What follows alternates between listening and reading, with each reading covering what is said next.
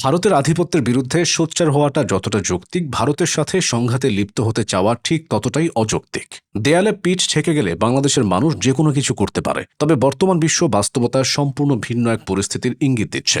ভারতের সাথে সংঘাতে লিপ্ত হওয়ার আগে একবার ইউক্রেনের পরিস্থিতিটা দেখে নেওয়া দরকার। ভারতের সাথে লাগতে গেলে বাংলাদেশের পরিস্থিতি কেমন হতে পারে সেটা দেখে নেওয়া যাক। ভারত একটি পরমাণু শক্তিধর দেশ। তাদের সাথে হলে দেশের অর্থনীতির প্রতিটি স্তম্ভে সরাসরি আঘাত আসবে। ভূ রাজনৈতিক কারণে বাংলাদেশ প্রায় 3 দিক থেকে ভারত বেষ্টিত হওয়ায় যে কোনো ধরনের সংঘাতের প্রথম শিকার হবে বাংলাদেশের বৈদেশিক বাণিজ্য ও লজিস্টিক চেইন। ইউক্রেন যেমন কৃষ্ণ সাগরের নিয়ন্ত্রণ হারিয়ে অর্থনৈতিকভাবে পঙ্গু হয়েছে, তেমনি ভারতের সাথে বিরোধপূর্ণ পরিবেশে বঙ্গোপসাগরের নৌপথ এবং আকাশসীমা অত্যন্ত ঝুঁকিপূর্ণ হয়ে উঠবে। এর ফলে বাংলাদেশের আমদানি রফতানি কার্যক্রম স্থবির হয়ে পড়বে। জাহাজ চলাচলে উচ্চ বিমা মাশুল এবং সরবরাহ পথের নিরাপত্তাহীনতার কারণে দেশের বৈদেশিক বাণিজ্যের লাইফলাইন খ্যাত চট্টগ্রাম ও মোংলা বন্দর অকার্যকর হয়ে যাওয়ার উপক্রম হবে, যা জাতীয় আয় বা জিডিপিতে ভয়াবহ ধস নামাবে। বাংলাদেশের অর্থনীতির প্রধান চালিকা শক্তির তৈরি পোশাক শিল্প এই সংঘাতের ফলে সবচেয়ে বড় বিপর্যয়ের সম্মুখীন হবে। দুদেশের মধ্যে সরাসরি উত্তেজনা পরিস্থিতি তৈরি হলে বিদেশি ক্রেতারা বাংলাদেশে বিনিয়োগ বা অর্ডার দিতে আস্থা হারাবে।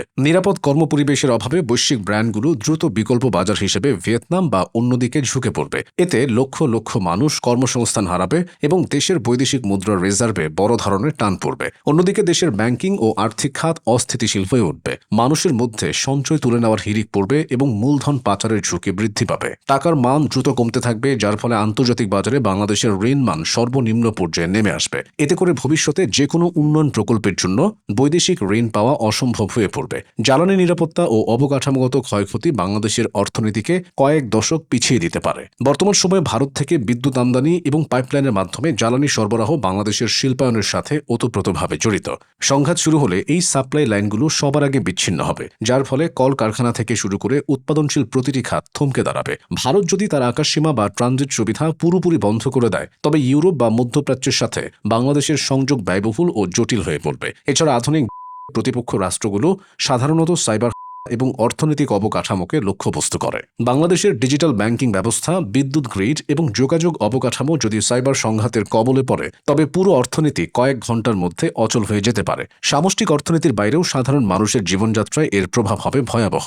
সংঘাতের কারণে প্রতিরক্ষা বাজেটে বরাদ্দ অস্বাভাবিক হারে বাড়াতে হবে, যার ফলে শিক্ষা, স্বাস্থ্য ও সামাজিক নিরাপত্তা খাতের বাজেট কাটছাঁট করা হবে। এটি দীর্ঘমেয়াদী দারিদ্র্য ও অপুষ্টির জন্ম দেবে। ইউক্রেন যেমন তাদের সার্বভৌমত্ব রক্ষার লড়াইয়ে নিজেদের অবকাঠামো ও অর্থনৈতিক সক্ষমতা হারিয়েছে, বাংলাদেশের মতো একটি ঘনবসতিপূর্ণ এবং উন্নয়নশীল দেশের পক্ষে সেই চাপ সহ্য করা প্রায় অসম্ভব। পরমাণু শক্তিধর একটি প্রতিবেশীর সাথে দীর্ঘস্থায়ী সংঘাত মানে কেবল সামরিক লড়াই নয়, বরং দেশের অর্থনীতির প্রতিটি শিরা উপশিরা ছিঁড়ে যাওয়া। সামরিক দিক থেকে তুলনা করলে দেখা যায় ভারতের বিশাল বিমান বাহিনী এবং নৌবাহিনী বাংলাদেশের সীমিত সক্ষমতার উপর প্রচণ্ড চাপ সৃষ্টি করতে পারবে। ভারতের গোয়েন্দা নজরদারি ব্যবস্থার সামনে বাংলাদেশের গুরুত্বপূর্ণ স্থাপনাগুলো অত্যন্ত অরক্ষিত হয়ে পড়বে। বাংলাদেশের সাথে সংঘাতে ভারতও নানাভাবে ক্ষতিগ্রস্ত হবে, তবে সে ক্ষতির মাত্রাটা বাংলাদেশের থেকে কম হবে। সার্বভৌমত্ব রক্ষার সংকল্প থাকলেও বাস্তবসম্মতভাবে পরমাণু শক্তিধর প্রতিবেশীর সাথে দীর্ঘমেয়াদী সংঘাত মানেই হল একটি উন্নয়নশীল রাষ্ট্রের আত্মাহুতি। ইউক্রেনই সেটার আসল উদাহরণ। তাই আবেগের চেয়ে কৌশল এবং সংঘাতের চেয়ে দীর্ঘমেয়াদী কূটনৈতিক সমঝোতাই